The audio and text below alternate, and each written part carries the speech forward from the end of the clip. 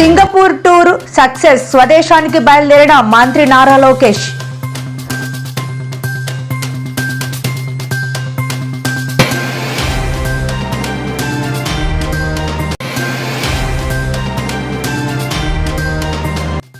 Australia ప్రభుత్వం సంచలన నిర్ణయం, 16 ఏళ్లలోపు పిల్లలకు యూట్యూబ్ బంద్.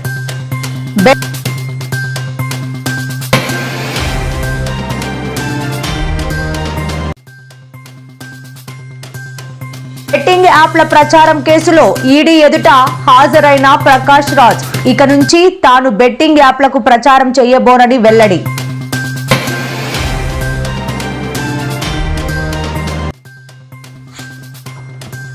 ఆగస్టు 15 నుంచి ఏపీలో మహిళలకు ఉచిత బస్సు పథకం ప్రారంభం, గుర్తింపు కార్డు చూపించడం తప్పనిసరి అన్న ఆర్టీసీ ఎండీ.